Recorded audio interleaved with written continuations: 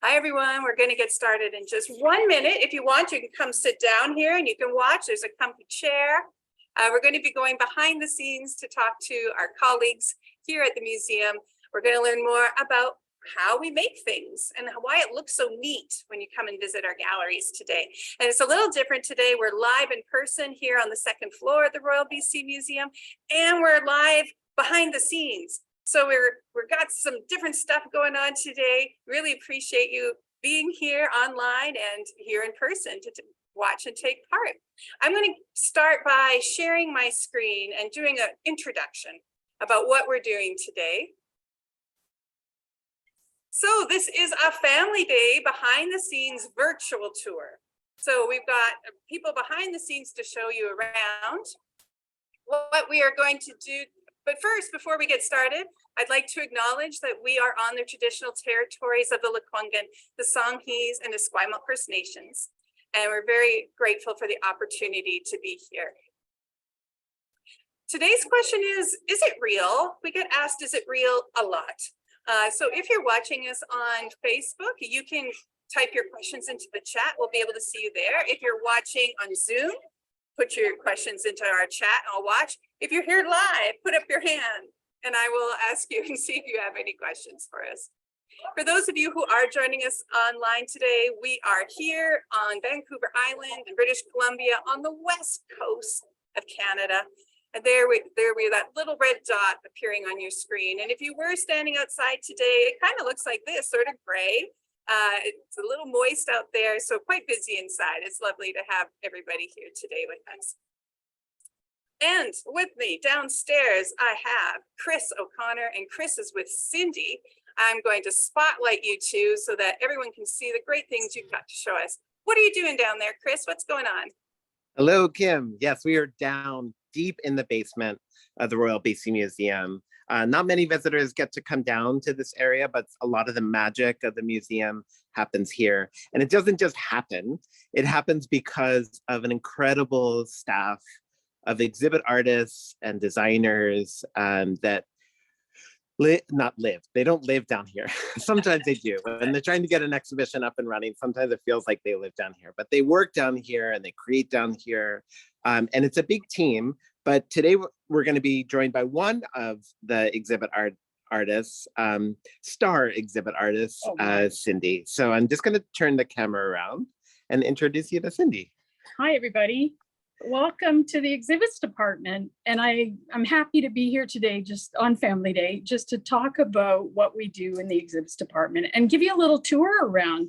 People may not know what an incredible facility we have under the ground in the museum, where we do create almost everything that you see upstairs. We do have to farm out a few things. We're just not prepared to build in-house.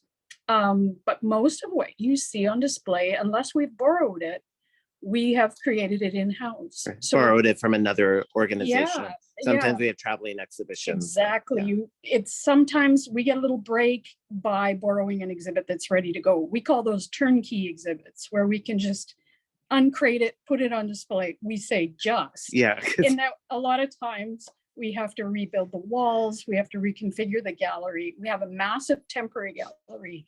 And you know, if you've been here, or if you haven't been here, we have a massive temp gallery that is, I think, about 10,000 square feet. And sometimes the show that we borrow is not 10,000 square feet. And we have to reconfigure the gallery so that it doesn't overwhelm the show. So there's lots of walls constantly being taken apart and being built. And we have a crew, amazing crew that does that. Mm-hmm. I think we all have a hand in that at some point. How many are on your team? We have about, I'd say, 15 people altogether. That includes designers, that includes management, that includes joiners and carpenter type people. And it also includes those of us who do exhibit fabrication, which is a combination of all kinds of things. Mm. So altogether, I believe a full crew is about 15 people. And everyone has their own skills and passions that they bring into absolutely. That team. And it's no one person. There's no duplications in some ways. Like there may be more than one person who can do welding, but there's certain skills we have to hit but they may be shared amongst many, many people. We also have lighting technicians, people who understand audio, lighting, and they keep our lights on, literally. So what happens in the museum every day from exhibits department is we build, but we can't be building all day, every day, all day long. There's also maintaining the exhibits that exist. So we all split up the galleries and take care of things. So in a normal day, I change a lot of light bulbs, pick up a lot of stuff that's left on the ground from the day before, make sure the galleries are ready. We have a lot of water features in the museum, so I do a lot of work with fish tanks. I never knew that I was going to become a lover of marine creatures, but I am. So I take care of the fish tanks. We all take turns doing all of this. So you think you're coming in to build things at the museum, but you also have to help maintain what's there. So, and if you join us for a 12 p.m. tour, we'll be up in the gallery and look at some of what Cindy looks after over the in what she's talking about. So we're down here in the Exhibit Art Studio. So this is where, when you talk about making things, which is some of your work. Exactly. Yeah. So we're going to start right here. And our door, we're appropriately called the circus staff. I think that's a leftover from a previous exhibit, a town exhibit. But these are some of the maquettes, we call them models of the early woolly mammoth and some of the sea creatures that have gone on display up in Ocean Station by the looks of it. We have just amazing talent, usually on staff, that build all of this stuff in-house. The cost, the savings, a lot of bigger museums in Canada and North America have outsourced a lot of their building to smaller companies at a premium. It costs a lot to do that. We've retained the ability to build in-house, which really saves a lot of money and time because we're here. And we can do it in-house. We can run upstairs, we can make a measurement, we can do all that sort of stuff on the fly. Or if we partly because you know the galleries so well. We do, and we're working with the designers who are also here. So it's an amazing ability. So this is our studio, but I think we're going to run down the hall first and show you all of our build spaces and then end up here. Oh, okay, great. Okay, so follow me. We're going to quickly go. So Ken, let us know if we cut out at all. During... Yeah, and or if you get motion sick. Okay, so far we're okay. Okay, great. Yeah, because the basement is a bit dicey. I never thought about that. We're underground, so there's a lot of steel and concrete above us. Yeah. And right to our right here is our loading dock area as well. So when those big exhibitions come in, they all come in through the loading dock, and it's an easy way to get it up into the gallery space. So here's one of our great fabrication spaces, is our metal shop. It's small but mighty, and we do welding, we do silver soldering. A lot of what I do is mount making, so we do a lot of brass. What does that mean, a mount making? Well, I'm going to share information with people now that they may never be the same after. And that is that when you go in a museum and you see things on display, from now on, after this session, you will never look at it the same way again, because you're going to be looking behind the object to see how they've got it put on display. And that's a big part of what I do and what I love doing is mount making, because the design is one thing, the content is one thing, but then how do you put it on display in the limitations of keeping an object safe? We're committed to caring for things in museums. So putting them on display causes a little bit of stress in terms of, will there be long-term damage to that object if it's on display? So we carefully look at an object, put it on display so that it's displayed the way the designer wants it and the way it best interprets what you're talking about. Because say if it was a pocket watch, you wouldn't want to just have it be on the floor of the case. How boring would that be? So instead, we mount it up on something, and it's got to be held in place. We're in an earthquake zone, so we're always talking about, well, would that survive an earthquake? Is that going to fall over during an earthquake? So we do a lot of stuff for the earthquakes that are going to happen maybe someday here. Will happen, but we're going to do everything we can to make sure that things don't fall over and get damaged. So, and that's part of our mandate, to preserve what we collect. But we also need to put it on display. So map makers take a whole lot of different skills I accumulated over the years in terms of care and handling, in terms of support theory, understanding materials and how they want to respond to gravity. And you put it all together in a package and you go, I think I can put that pocket watch on display this way. They want to see it displayed this way, and I can build something so that it holds it gently, but it's locked in, so it doesn't move. And also that it looks nice And too. it looks nice. Yeah. I know the designers are always like, I'd like to see that floating off the back wall. And it's like, well, we can't levitate things yet, but we're working on it. So a lot of times we're the best mounts to me, you don't see. Yeah. They blend in, they're kind of out of sight, but we're not fooling anyone. Something's holding something up in the air. So there's a couple theories out in the mount making world about, do you hide it altogether? You're not tricking. Everyone knows something can't just float. So how do you build it? Do you let them see the mount? Do you hide the mount as much as possible? Do you make it part of the design? So a challenge, if you're watching this with Kim in the gallery, or you plan to come to the museum later today for Family Day, or if you, wherever you are and you go visit a museum somewhere in the town that you're in, look in the display case and see how those objects are displayed and how they're held up. Yes. And think about Cindy. This is the part you'll never unsee. I've talked to people about this, and I'll see them again and they'll say, now when we go to museums, we look at mounts, and it's like, oh no, mount makers. That's part of the fun. Yeah, there you go. How is it held up? Okay, so there's our metal shop. We get up to lots in there. Then we have an area where we store a lot of crates. Crates are a big part of museum work because we have to move things so they don't get damaged.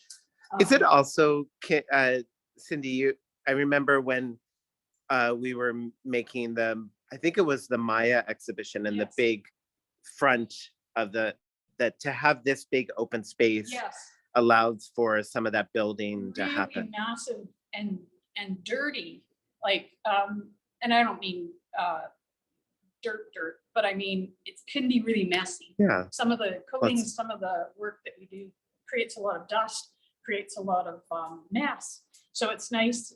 We have a place back here that we can do. In fact, one of our team is kind of set up shop back here, and he's creating all kinds of casework right now.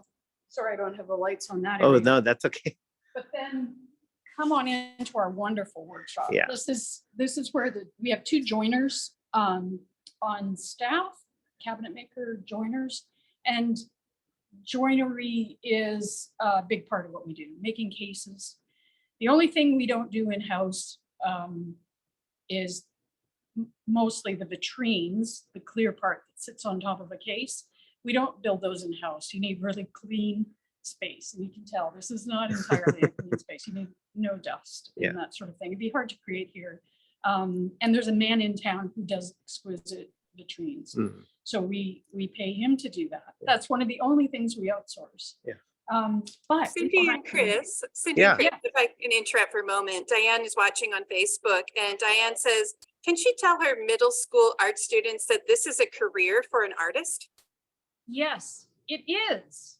It is an interesting mix. So, and I'll just run through some of the qualifications of some of the people, or the skill sets, maybe is a good way to put it. We have Megan on staff. She's an exhibit fabricator like me. She has a master in fine arts, so she can work in many media. She's really good at R&D. She's good at research and development. She's really good at fabric. She can sew. She does mold making and casting, and she can paint. So there's all of those skill sets in one person. I come at this from a career in museums. I was a collections manager and a curator previously, so I understand the end goal. I'm And I'm good at map making because I've handled artifacts for years and I've been trained to handle artifacts and understand the conservation end of things. So I'm a safe person to be doing map making, as they say. But I'm also a joiner. I went to joinery school later in life, so I can build. I understand how to read plans. And it turns out I have some innate artistic talent that I can trot out when I need to do some painting, that sort of thing. But you're also working as a team, so you And can collaborate together. Exactly. So you need a lot of different, people say, how do you get into this business? Well, start by volunteering. It's hard to get into museum work because those of us in the jobs tend to like them and we stay a long time. So, But we did just have two positions open up. Yes, because we're going to need to be doing a lot of work in the next few years. Yeah. So it's a amazing sort of blend. But how do you get in if you don't have experience? We need people with experience. So you just do stuff, you make things, you develop a portfolio. That's really important. If you haven't been making things previous to this job, you probably don't have much of a chance. You need to have made things that you take pictures of and put in a portfolio that you can say, here's the kind of stuff I do. And prove that you're a good problem solver Yes, too. So. absolutely. You can work in a lot of different things. No one person here is dedicated to one thing. You have to do a lot of different things. Yeah. Colin is he's really good at mold making. He's also a carpenter. He also, his forte is model making, because he's also a Star Wars fan and has like built his own. I think it's the correct terminology is Star Wars geek. Yes, he is. He is. We're nerds. And they do all of these sort of reenactment conventions and there's actually a whole contingent here at the museum of Star Wars fans. Yeah. So, or geeks. It's beyond fandom, I think. So just, to answer that question, that absolutely, that if high school students that are interested in visual art, it's nice to know that there's different fields to go into, and museums are definitely one of those. And if you enjoy the end product in museums, the fact is we're doing all of this for the public and for education. So you kind of have to enjoy it to really want to work in a museum. At least until robots take over. Yeah. So speaking of which. This is our latest big robot, or one of them, is our CNC machine. So we now do a lot of fabrication with the aid of modeling and running a router to cut out the parts that we need. It's really wonderful because of the precision. And we have a new fabricator on staff whose forte is CNC work. And what is CNC? Computer. I don't know what. Okay, so Google that. See.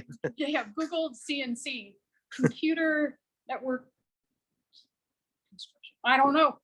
I just computer construction. I didn't win the $1 million, obviously, right.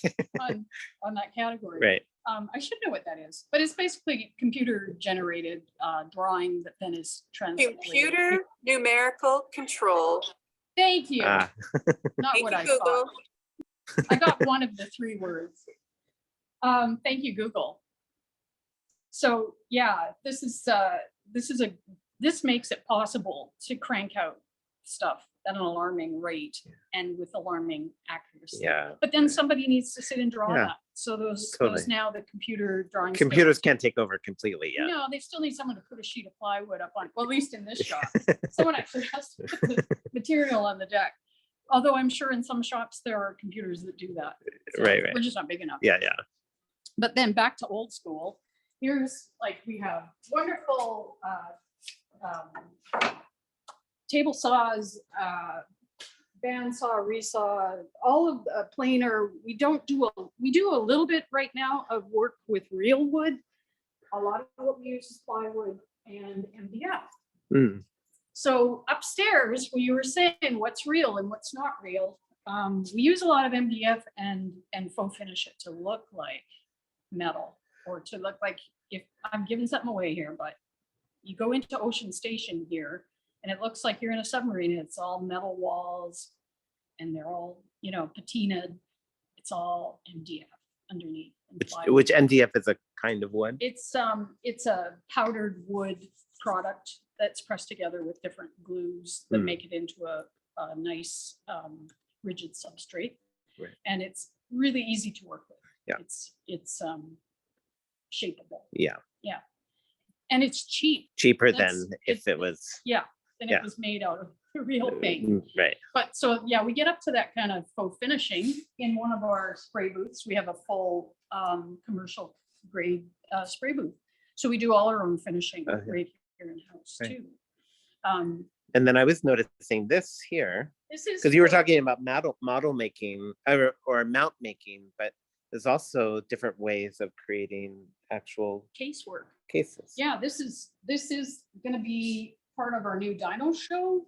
And it's been designed in-house. They've been working out how to finish it. They've been working out, a lot of this obviously has been cut on the CNC machine to get the angles. It's just a lot easier and accurate.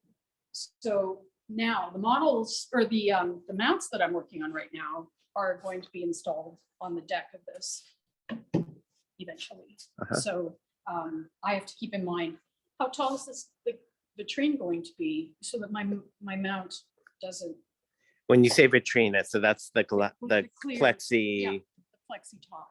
Yeah. So, yeah, this is all exciting because Yeah. we do have a new traveling exhibit that we're working on about BC's dinosaur. Yeah. That Victoria Arbor, our paleontology curator, has tagged. So you're the first ones, if you're watching this now, you're the first ones to see this Our new the- design. our new design. For So, our new traveling yeah. exhibit.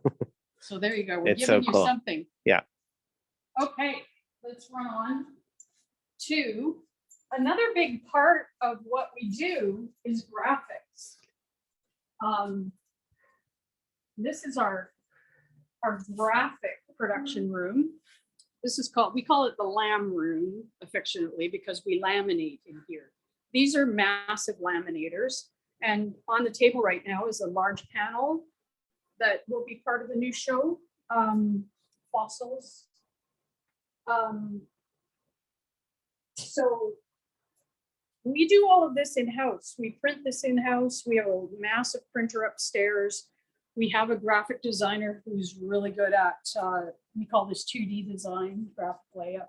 Mm. So she does all of that in-house. And then you can see the product. We've got a panel that we had with our Orca show over on the side there.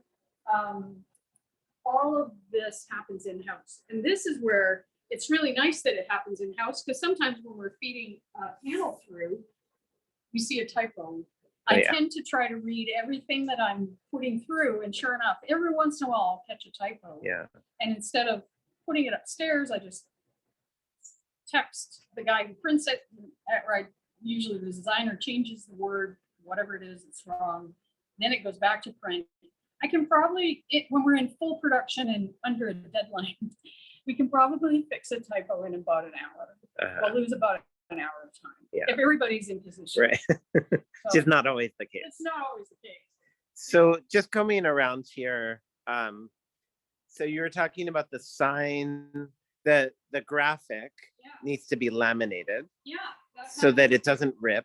That's right, and it's cleanable. We can wipe it. The other thing is, this ink process is a water-based ink. It's like a big giant. It's a 5-6 foot wide inkjet printer. Hmm. Basically, is how we produce these on a very special paper that has a sticky back. That I can separate it like a giant sticker, and then all of that gets put right onto, guess what, an MDF board. So you're talking about MDF, and this is MDF That's here. MDF. That with, these are in fact the actual boards that will be mounted on. Oh, okay.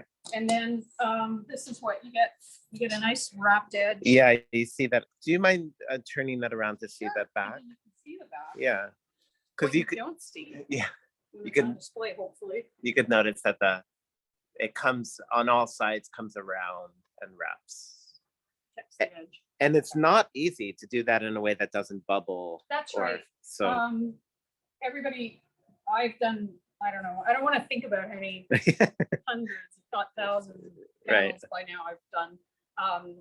It's a hand process. You end up having to wrap this by hand, every single one. Yeah. Maybe some big sign shops have a machine that does. I'd like to see that. Yeah. And everybody who has to do it goes, there's got to be a better way. Right. But we haven't figured it out yet, Right. at least for our small shop. We Yeah, just, everybody takes a turn. Everybody can do this. We all learn how to do the wraps. Do these panels ever get rewrapped? It's hard to rewrap. Sometimes, if you get bubbles if you put another layer on top of this. There's nowhere for it to breathe. The MDF actually breathes. So if you get a bubble, the MDF will absorb a certain amount of air. Oh, nice. So it'll settle down if you get a bubble. Peeling the graphic off ruins the surface. So we can reuse the MDF for something else, or it gets recycled. Right.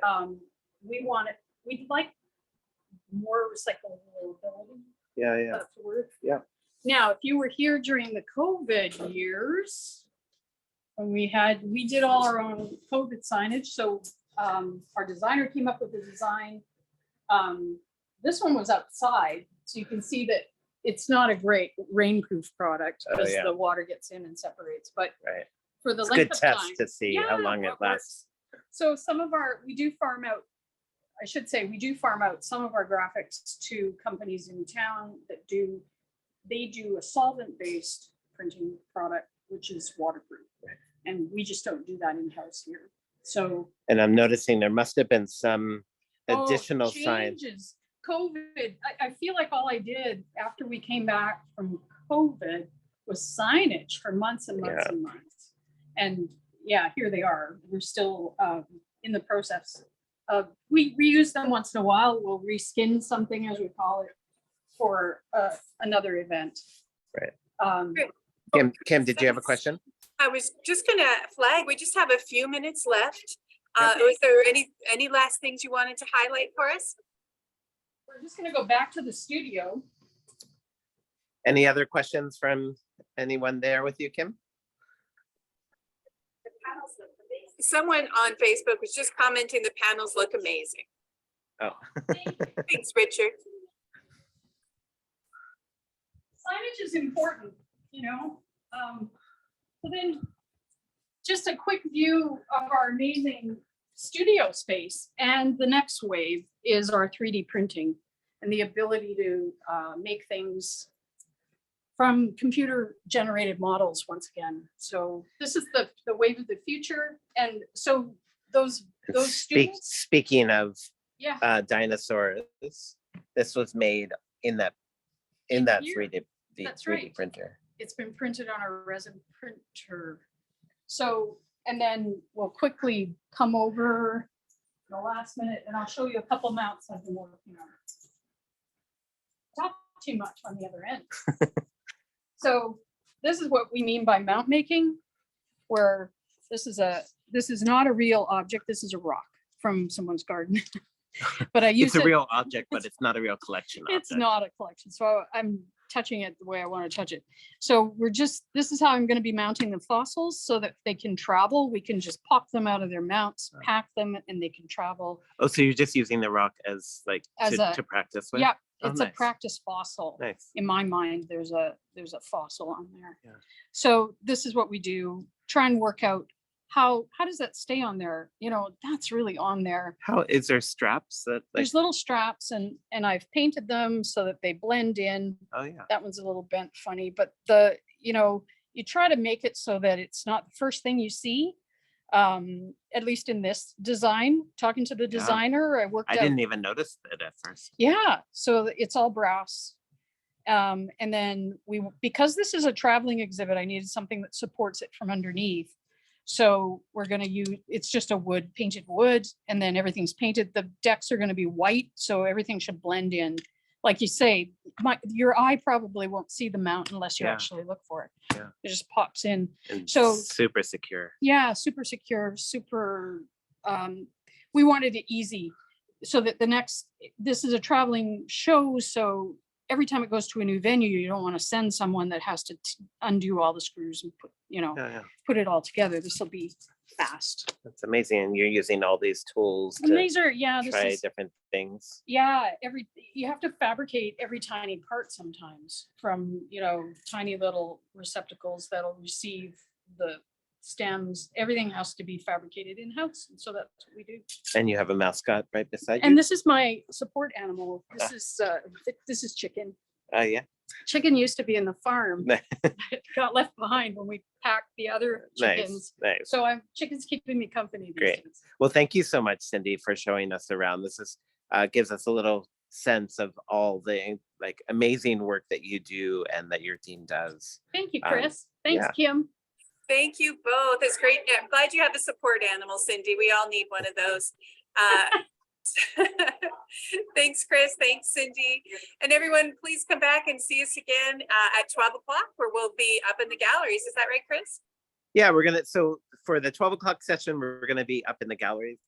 Inspired by what Cindy has been talking about here, we'll look at some of the behind the scenes areas of the galleries, specifically the Natural History Gallery.